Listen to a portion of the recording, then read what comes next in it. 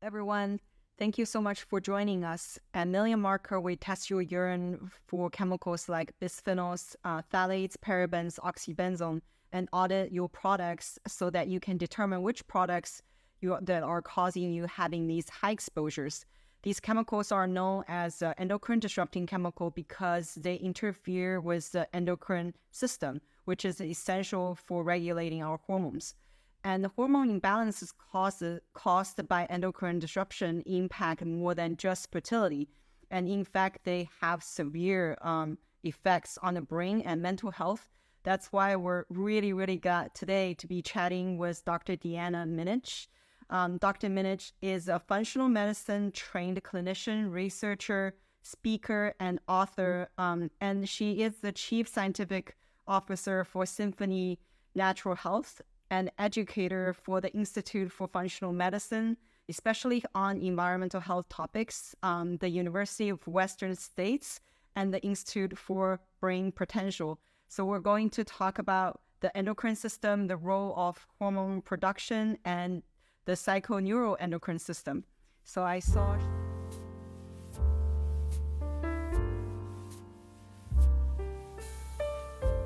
Here you are. Hi, Dr. Hi. Fantastic. Great to be here with you. Thank you so much for taking the time and joining us. Oh, it's my pleasure. And I love the work that you're doing with toxins.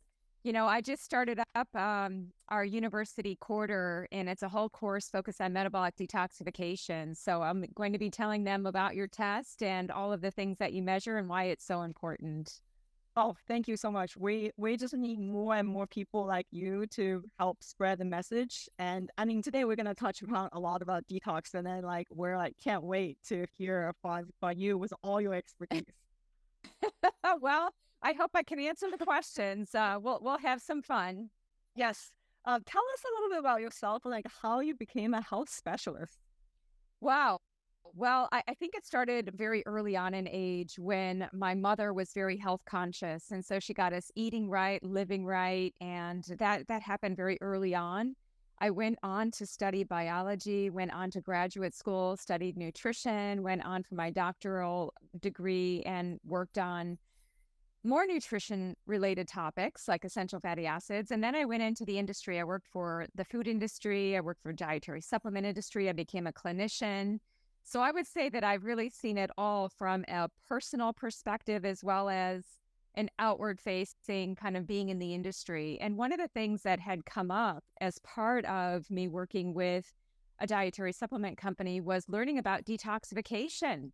That wasn't something that I was taught in school. And being that I went to school in the 90s, 21st century, if we look at endocrine disruption and what we're seeing in terms of pollution and all of the many different chemicals and toxins in our environment and our exposures, they have amplified. So I think that it's not become a nice to know, it becomes a need to know just to really stay on top of our health.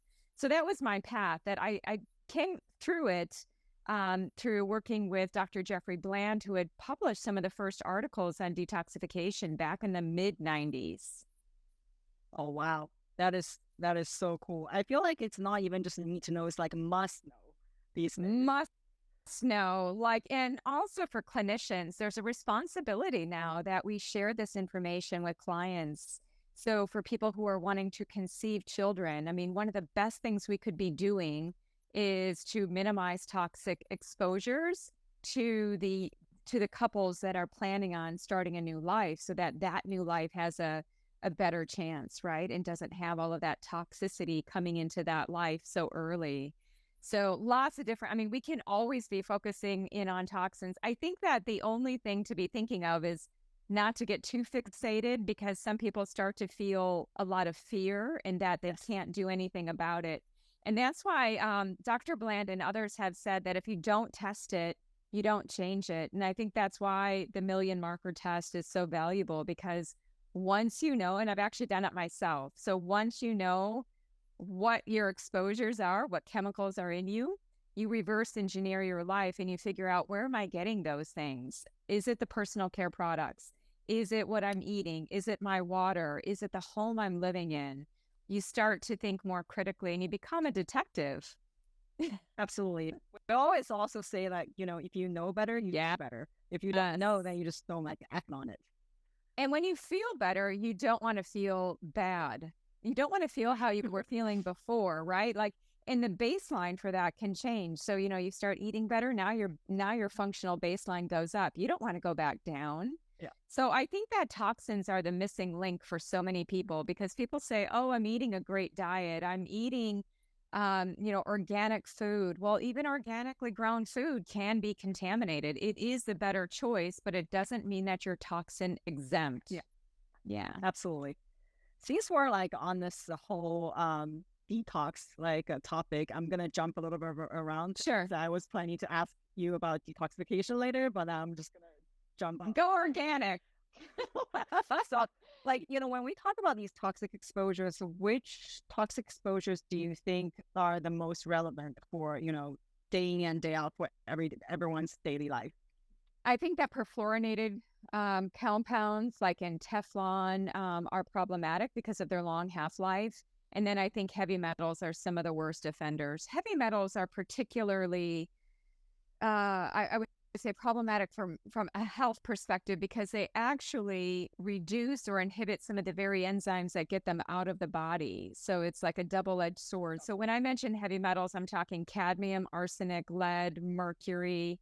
These are some of the big ones. Of course, there are many of them. There's even like thallium that people need to be thinking about, right? There are certain things that are circulating, but heavy metals can be pretty difficult to get out of the body. And they have a lot of deleterious effects, especially on brain health. So I think about heavy metals. Plastics are concerning because they're everywhere. They also have a quicker half-life. So they move through us faster, so we get a fighting chance with plastics. But the fact that we are getting so much in the way of plastic, it just becomes a huge load. We have to think about this in terms of like, how does everything stack up, and then how does everything interact? And there can be a lot of interactions, and those can be very personalized to the individual. Absolutely. And then one thing we also often say is we don't want people to be too overwhelmed, then they just like freeze and they don't. Right. But trying to hit the major milestones and then like slowly trying to change the rest. True. And all you have to do is just one step at a time. I mean, even for myself, there's always a blind spot, whether it's like, oh, do I have a HEPA filter in my vacuum cleaner? Or, what about the lights? Or am I sitting too close to the computer? I think one of the common socially acceptable endocrine disruptors these days is actually artificial blue light at night. Or that's not something that we see in a test, of course, but it's something that we can see indirectly through melatonin production. We can start to see increased rates of cancer. So, we're starting to increase in the number of different exposures we have, and those compound and can create that effect. But yeah, there's so many things we could do. Pooping, sweating, peeing. This is why exercise is so important. I think of physical activity not just for my heart, but actually as a detoxification mechanism, right? Yep. And in your whole detox book, you also talk about the color of food. Like, why is it important that, why is it important for your, psychoendocrine system? Yes. So the colors of food are connected to phytochemicals. So the red, I think of polyphenols. The orange, I think of carotenoids. Yellow, I start thinking of prebiotic fibers. Green, I think of things like folates, which are important for methylation. Blue-purple, I think of a lot of the anthocyanins, proanthocyanidins. So each color has its own functional signature in the body. So if we miss a color, we're actually missing some kind of function. And what's really interesting about these different colors of food is that these colors of nature seem to go to certain parts of the body that need them most. So sometimes we see them in the eye. Sometimes these blue-purple compounds go to the brain. So when I think about detoxification is a whole body process. It's not just the liver. We need to think gut, skin, lungs, eyes, brain, and everywhere. So that's why we need the whole spectrum of colors from food in order to enable us to get phytochemicals to move these toxins out of the body. What are some of your favorite foods? For detox or just in general?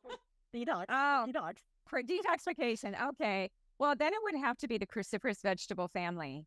So the cruciferous vegetable family, not a lot of people love them because they're kind of stinky and sulfur containing, but they're highly effective. So they're very helpful in facilitating the hydroxylation of different compounds and moving them out of our bodies. So when we think of the cruciferous vegetables, we're thinking of broccoli, cauliflower, Brussels sprouts. In fact, I just had some Brussels sprouts yesterday. You know, a lot of these foods can be made into very interesting preparations these days, right? So many different ways to get that. Even broccoli sprouts, maca. Maca is part of the cruciferous vegetable family and contains glucosinolates. Yeah, not many people, or even different colors of maca. Oh, So there's yellow, red, black, gray, white. There are actually 13 different colors, so they all have different phytochemical signatures. But maca as a root vegetable is part of the cruciferous vegetable, that same family, the brassica family.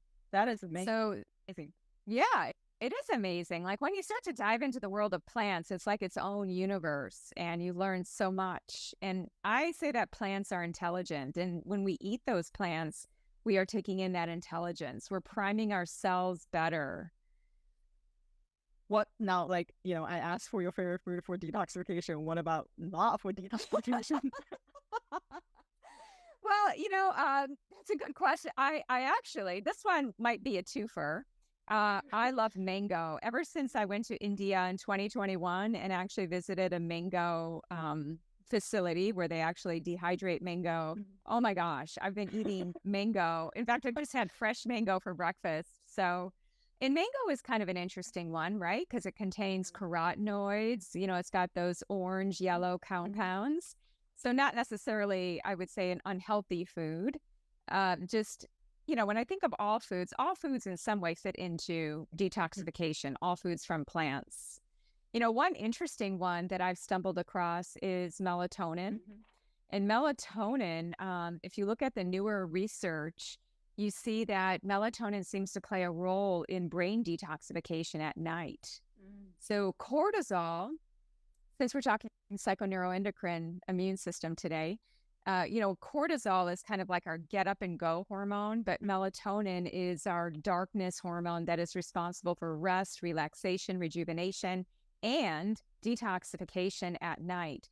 So it actually tracks closely with glutathione, catalase, superoxide dismutase, and glutathione peroxidase at night. You see a spike in all of these different compounds that are all important for detoxification, for antioxidant defense. So this is why sleep has to enter into the picture when we talk detoxification. I actually have a question about that. Yeah. I was actually going to ask you to talk a little more about sleep and also the lymphatic fluid. Yes. Because that has to do with all the melatonin and then the connection there. That's right. So when we are sleeping, what ends up happening is we do have this additional compartment around the brain called the lymphatic fluid.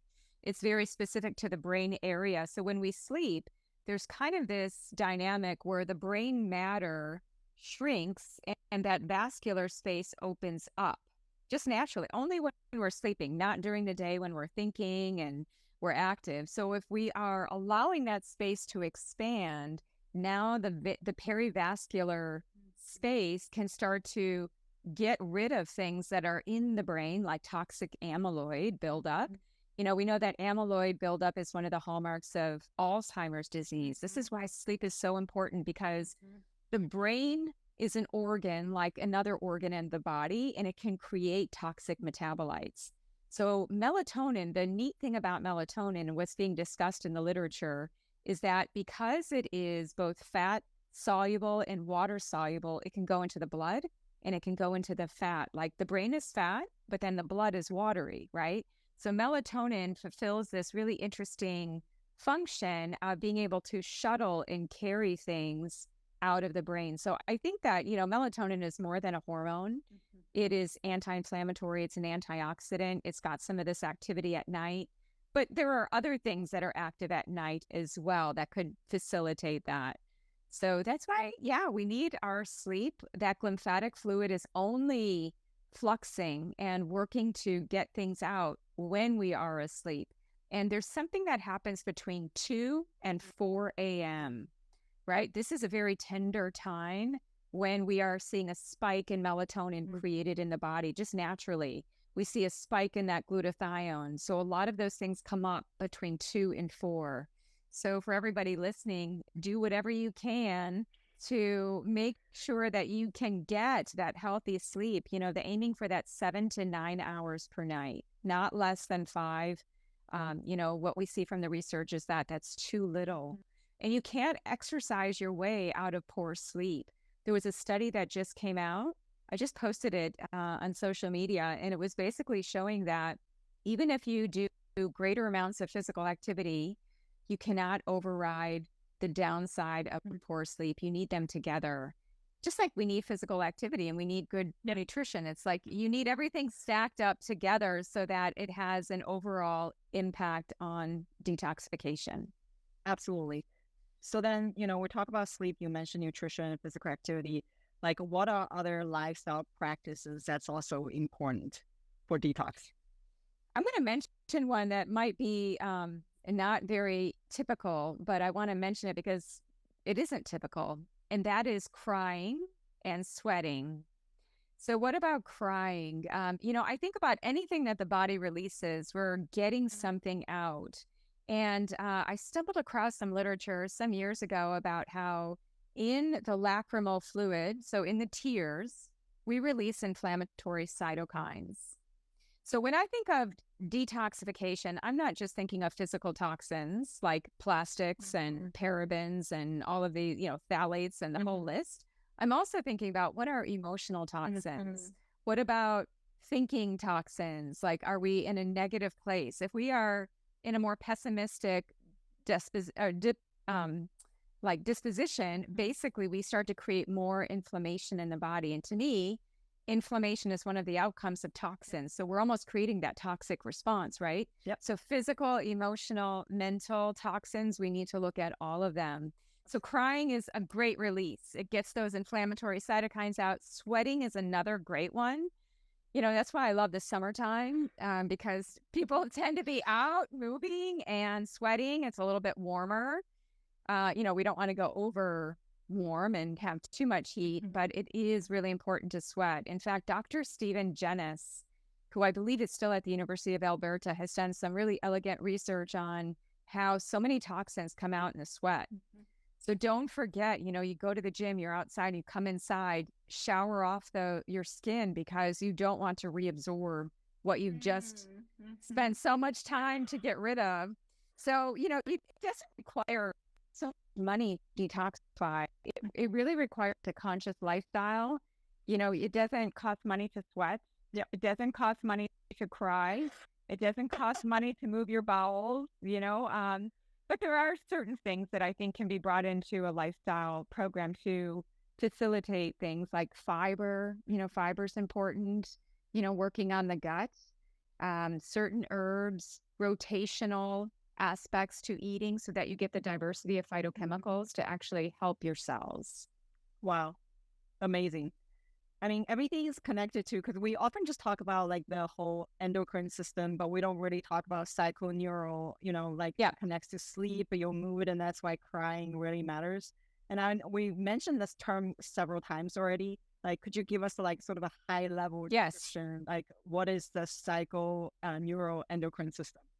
Yes, it's kind of a mouthful, right? And sometimes it's called the psychoneuroendocrine immune system, PNEI. So that's not something that I came up with. It does. And you know what I like about it is that it shows the interconnection of body systems, that the mind, the consciousness is connected to the physical body. So there isn't that division. And I really, you know, I give credit to leaders in this field like Dr. Candace Pert. You might remember the book Molecules of Emotion, where she started to talk about the neural peptides. So what we have in the gut and how so many of those were connected to emotions. So just to break it down, psycho is psychology or the mind state, the mood state. Neuro would be the central nervous system, so the brain, the neurons. Then we have endocrine, which would be the actual hormonal system, the endocrine glands like pituitary gland, pineal gland, thyroid gland, pancreas, adrenal glands, ovaries, and testes. And then we have the immune system. So the immune system is triggered by what we're thinking. It's triggered by the endocrine system. It's triggered by the nervous system. And actually, I think that we could add in several other systems to that PNEI. I mean, what about the gastrointestinal system, right? But then the gastrointestinal system does contain the endocrine system, and it does contain the immune system, and it does contain the neurological system. So you get a lot of these different interfaces within the body where there's extensive crosstalk amongst those different systems. But we are whole beings with many different connections between these body systems. And the ancient traditions of medicine knew that well. Traditional Chinese medicine, Ayurvedic medicine, Korean medicine, South African medicine. I mean, all of these different traditional systems were aware of this connection. Now we have a way to scientifically think about it. Yep. And I mean, your bio, you also says like you merge science and spirituality, which also is another reflection of how I feel like how these systems are connected. And then these two things people often don't think they're connected. So like, tell us about, what do you think about the connection of science and spirituality? Well, I feel like science, that's like a head, it's a way to think, right? Science is a way to think. Spirituality is a way to live. So spirituality could be more about meaning, purpose, philosophy, our set of values and beliefs. Science forms the groundwork for our physical existence. But how do we make sense of our physical existence? We need to have some aspect of spirituality. And me being a scientist over all these years, you can't help but think about something greater than yourself, right? When you start to see the beauty of the human body or the beauty of certain foods, like what is the great big whole? So, and also just to think about it from just one little example, there was a study that showed that meditators had higher levels of serotonin and melatonin just circulating in their body. And then I go back to the 16th century, Rene Descartes, mathematician, philosopher, who claimed that the pineal gland was the seat of the soul, right? So I really like when scientists, people who are logical can also see that there's something bigger. Like, why is it that we increase serotonin when we meditate? How are we changing that transmitter profile? How does the psycho aspect of ourselves, the psychology, change the neurology, the neurotransmitter of serotonin? Wow. Like, isn't that amazing? So I think that, spirituality keeps us in awe of science, and science needs and connects to spirituality. I feel like that is a way to see the whole of our existence, right? And, spirituality is not how I would define, I wouldn't call it religion. It's just more of a sense of meaning and purpose, interconnection. That's how we talk about it in functional medicine. I love it. The whole integrative approach. Yes. And I know you have like so many amazing programs also fund the food and spirit. So tell us about them. Well, I do so much teaching all the time, and I don't have any active programs now in the way of like an online program. Once a year in March, I do a detox program online. So everybody's welcome to join me for a whole detox. I do that on Facebook, and every day we have a post. We focus on a color, and that helps to keep people on track. So that's always really fun. But I do a number of things, teaching for the Institute for Functional Medicine. So I'm teaching coming up this November, or actually October, for the environmental health module. So I hope that for people who are interested in functional medicine, they want to know more, they want to learn about metrics, they want to learn about lifestyle and bring this even into their patients and their clinical practice. That would be one way to do it. So yeah, lots of teaching, lots of speaking. I'm going on television this week, actually, to talk about melatonopause. So that'll be fun. Wow. We're going to make sure we'll help you promote the program and your teaching. You're just like a wealth of knowledge. This is so amazing. Well, I've been doing it a while, and I feel like I'm just learning. Every day I wake up and I'm looking at my PubMed alerts, like, what do we learn? So I'm leaning on so many different scientists out there that are actually doing the work on bench It's so satisfying. And I really love what you're doing with Million Marker. I actually learned about you and your business through Dr. Joe Pizzorno. Oh, And Dr. Dr. Joe Pizzorno. And in fact, he just had a great article in IMCJ on fatty liver. Why is fatty liver an epidemic? I get asked about fatty liver all the time, looking at all these different liver function tests, looking at GGT. Here's an indicator that the liver is not functional, like when these liver function tests that go awry. So yeah, Dr. Pizzorno had mentioned Million Marker in one of his lectures. I think it was at, could have been A4M. So whenever he says something about detoxification, I'm listening because I teach it, I live it, I breathe it, and I want to bring it out and help educate people. So I did do the test. And, it's interesting to see how, you could have blind spots in your environment, yep. right? There's so many things that we often overlook. I totally had that myself too. That I thought I'm living pretty clean, but then there are small things that you don't pay attention of that you find out through the testing. And I thought that was pretty valuable. Then we can tell people, hey, like one of the things I found out was the packaging tape that I was touching a lot. Right. And that like totally like bunk up my phthalate levels. Yeah. Yeah. It's amazing. Like, just in terms of personal care product use and how much that can bring in, just putting it on our skin and that being a large absorptive surface and one of our largest organs. I can remember I saw a client in the clinic some years ago, and she had an autoimmune disease. She was eating well, but she continued to have inflammation and a number of problems. So I asked her if she could bring in her personal care products just to see what she was applying to herself, because I could tell she dyed her hair.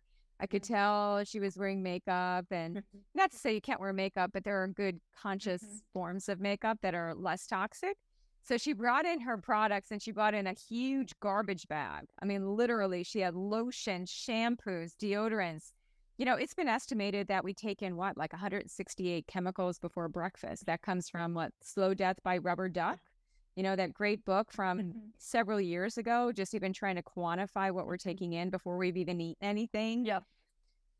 So we have to think about that. How do we not only what's going in the mouth, but what's going on the skin? And I think what's going in the air. I'm very concerned because there are more wildfires. There's more smoke. We learned about that just even, 6 weeks ago with the fires in Canada, and a lot of that infiltrating down North America into the United States.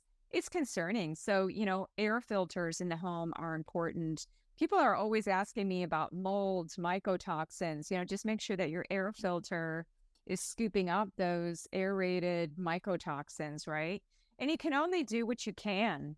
The air filter, I think the biggest one is probably water, because that's mostly our structure. That's what we're surrounded in. We clean our food in it. We drink it. We bathe in it.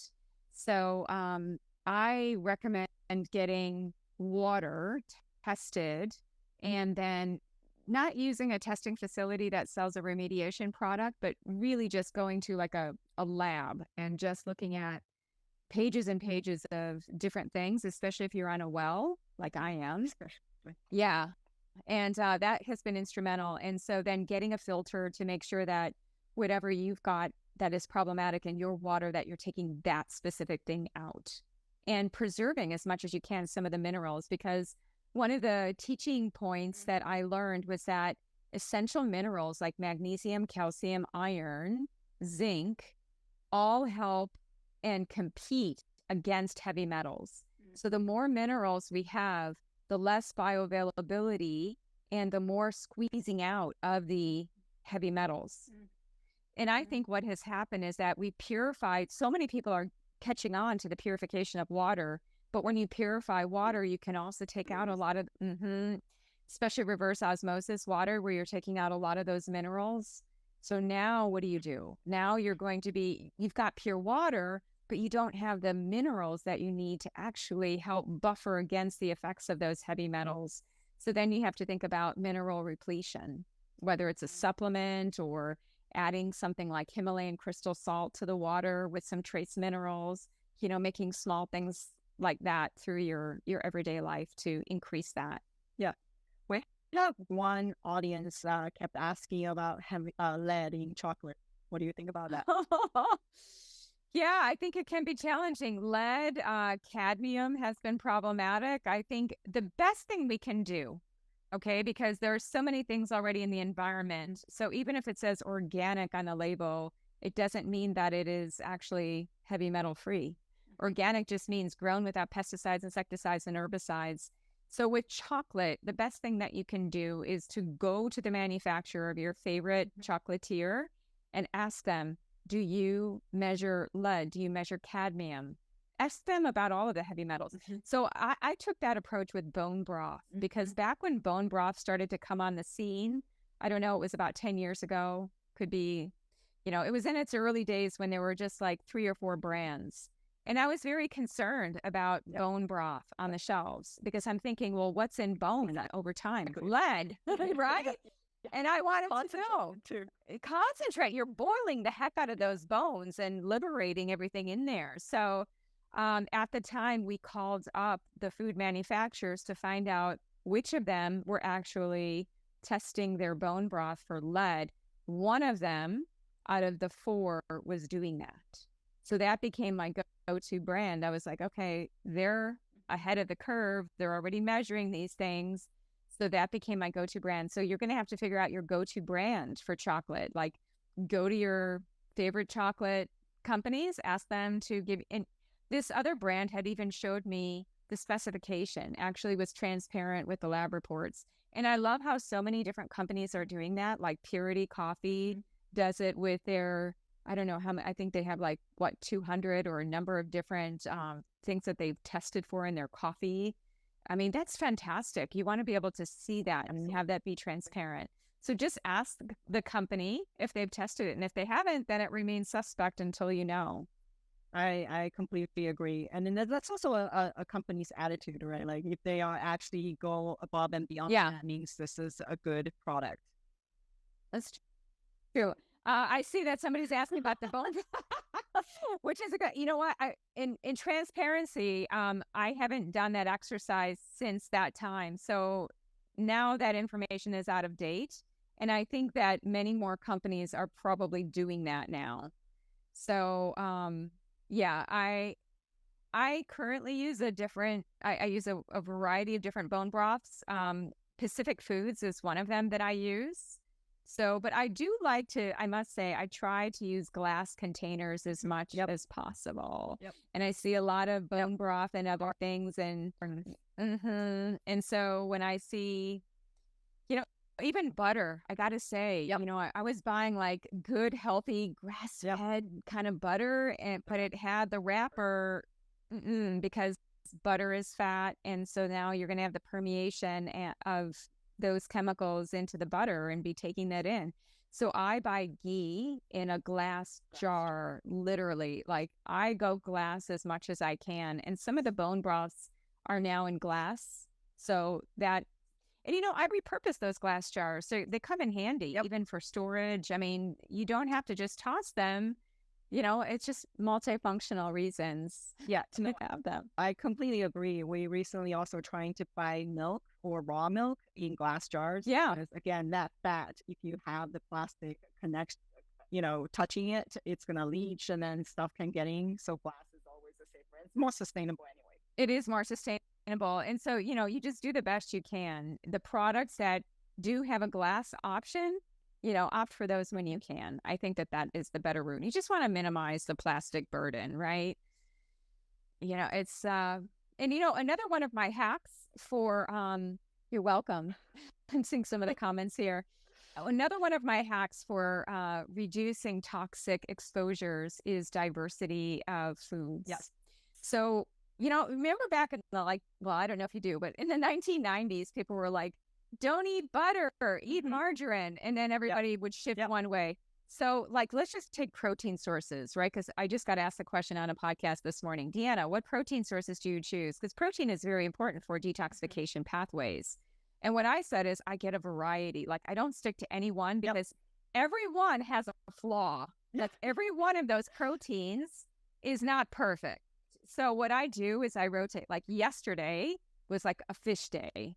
So we had, my husband doesn't like this, but I make breakfast for both of us. That's kind of our meal together. And we had black cod for breakfast, literally. Oh, I love it. I love it. Salmon breakfast. That's awesome. But then today we had chicken, and then on another day I'll have tempeh, and then on another day it'll be something else. I try to, again, diversify, so I'm not phobic in the way of the actual source. I just make sure choosing higher quality of whatever source that is. So if it is fish, I'm going to be choosing wild-caught fish. If it is eggs, which I don't do very often because I have more of a low-level allergy to eggs. But if I do eggs, I'm doing the pastured eggs, and they're really expensive now. So it's almost like you think about every egg if you were to have it, right? It's like you value it more. And if I'm doing tempeh, I'd make sure that it is organic, right? So having that kind of fermented soy. So I'm very diverse. I don't like to have the same thing every day. My aim is 50 unique plant foods in a week. And I do that through tea. I try to rotate teas, not just one color of tea. There's a rainbow of tea. And tea is also an awesome way to get in a lot of phytochemicals that can be used for detoxification. Green tea is phenomenal. Can also be toxic. Of course, we all know about tea in plastic bags, teas in pillow packs with the adhesive that sticks it together. Sometimes it has gluten. Sometimes the string has gluten. So when you're at home, try to freeform it and just use loose leaves. But I don't even trust tea when I go and travel. Like, I actually bring with me my own tea bags because it's like, I've done the research and I can't get that tea when I'm on the road. So, yeah. Amazing. Amazing. Wow. Thank you so much for joining us today and then giving us all these insight and then staying where I know we're a little bit over. So thank you so much for staying. Please keep us updated with your schedule in terms of like lectures, and then we want to promote and then we want everyone to hear. Oh, thank you. Thank you so much. I appreciate you having me on. And again, keep up the great work. And I can't wait to tell the IFM, the Institute for Functional Medicine module about million marker. And also, again, I'm teaching the students. And next week is when we talk about measurements. So that's when I will bring in million marker and we'll talk more about what you're measuring. And actually, I mentioned it last quarter. So some of them did it already. So I think it's fun. Wonderful. Please let us know if there's anything else we can help support. Thank you. That's good. Thank you. Bye, Jenna. Bye.